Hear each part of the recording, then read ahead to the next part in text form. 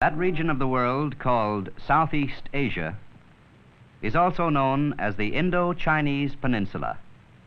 It lies between India and China. Nearest to India and long ruled by Great Britain is Burma, a country that gained its independence in 1948. Two great rivers flow through Burma, the Irrawaddy, almost through its center, and the Salween, which cuts across its eastern flank. On these rivers and their tributaries, the people of Burma depend for much of their livelihood. The Irrawaddy and the Salween are two broad natural highways through the often impassable mountains and tropical forests of Burma. Crafts large and small ply the waters, carrying people and goods to the many towns and villages along the banks of the rivers and their branches. Here, most of the houses are built with the products of the surrounding forest: teakwood poles, bamboo walls, and rattan palm roofs.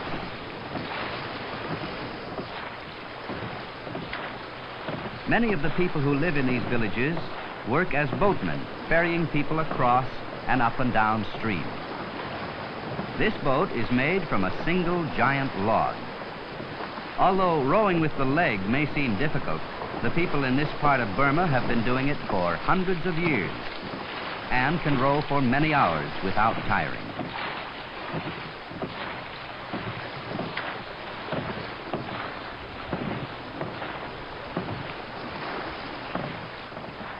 The rivers form fertile mountain valleys where great quantities of rice are grown. The rivers are not used for transportation alone. They provide water for drinking and cooking, fish to eat, and play an important part in the lives of the people. The Burmese people, who are very clean, bathe and wash their clothes along the banks.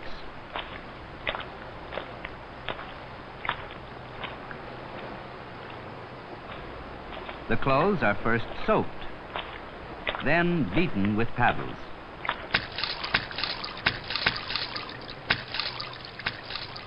The cool water feels good to Funjin and his son, since most of Burma has a very warm climate with two distinct seasons, rainy and dry.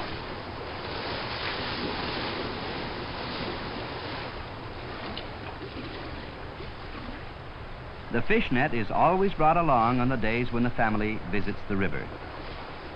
Although throwing the net looks easy, it requires a good deal of practice.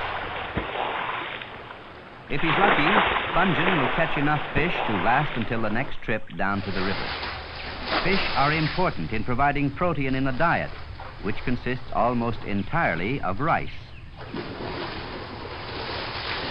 Funjin and his family have their own small rice field, or paddy. When it is harvest time, everyone helps, because for the people of Burma, rice is the staff of life, their most precious commodity, since they so completely depend upon it for their existence. Some of the rice is used to make a kind of rice milk.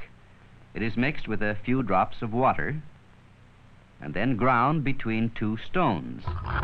While not as nourishing as real milk, which is difficult to obtain, the rice milk does make a fair substitute.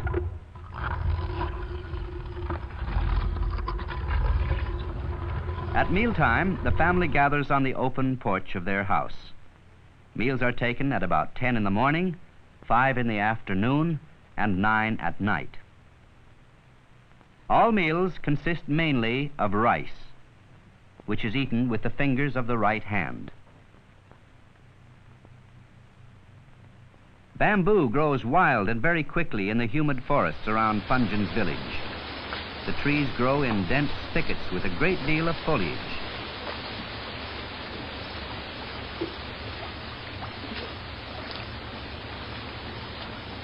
Funjin and his neighbors use the bamboo to build houses and furniture, and are even able to sell some of it.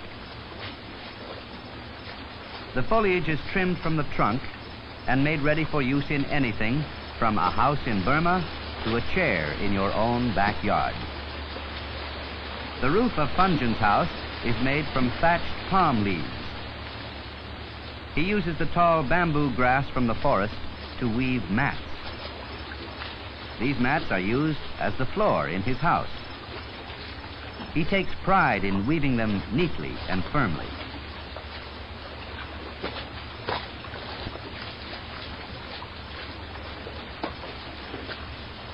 The thatch on the roof must be replaced at regular intervals, since the hot sun and torrential rains tend to rot it. This is a job for the women of the house.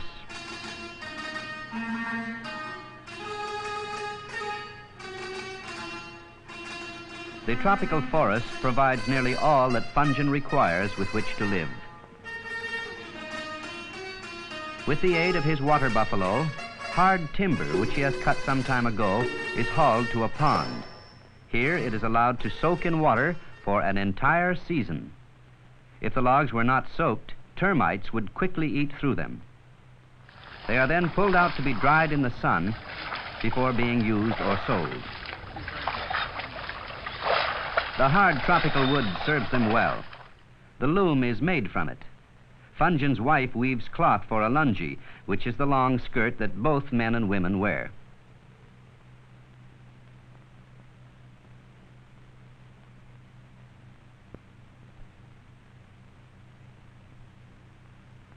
Every 5 days, the bazaar is held in the nearby town of Keng Tung. Here, Funjin is able to use the money from the sale of his surplus rice and forest products. Various foods, drugs, yarn, cloth, and implements are sold in the bazaar. Many of the people come not only to buy, but to sell their products as well. Delicacies are tempting to the visitors. Funjin and his family cannot resist buying the fish cakes, which are boiled in fat and wrapped in a palm leaf.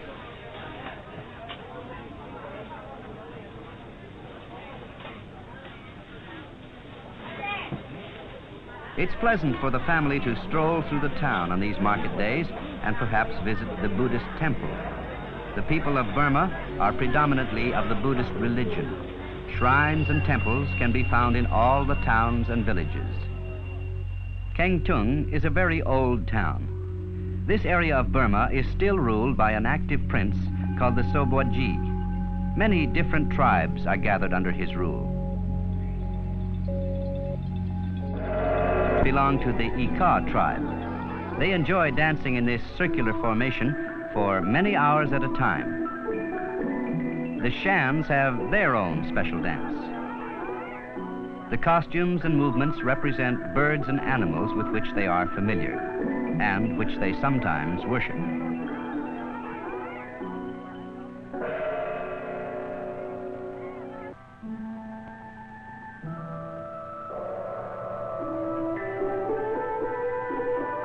The knife dance is performed only by the most skilled and respected men of the village. There is a good school in the town of Keng Tung where children learn English as well as Burmese. English was introduced into Burma when it was a British colony and is still spoken commonly among educated people. Not all of the children in Burma have a chance to go to school. But even so, the children of Burma are comparatively well off. The country is not overpopulated. These youngsters will find enough food to eat and jobs to work at. Nomadic tribes inhabit the tropical forest and mountain regions which are still inaccessible by road, rail, or river. They live for a time in one place and then move on to build a new village in a different location. Many of these tribes live far from government centers. It will take time and much effort to make them a part of the new Burmese society. The rainforests of Burma produce most of the world's supply of teak wood.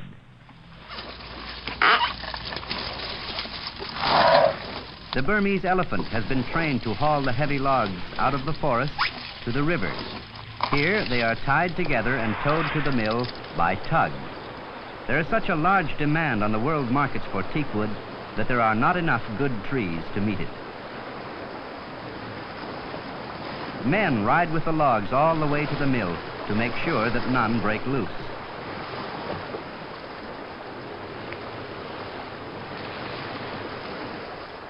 Here at the world's largest teak mill, the logs are measured individually for size and graded for quality. Teak is an extremely heavy, hard, ships, railroad ties, and fine furniture in all parts of the world. Teak is one of Burma's chief exports, along with rice. Burma sells some of its rice to the more heavily populated areas of Asia, which cannot raise sufficient for themselves. The city of Rangoon is the capital of Burma. A fine modern airport serves the airlines of many countries. Rangoon is situated on one of the mouths of the Irrawaddy River and is Burma's principal seaport. From the docks of Rangoon, ships carry minerals, rubber, rice, and teak to markets abroad.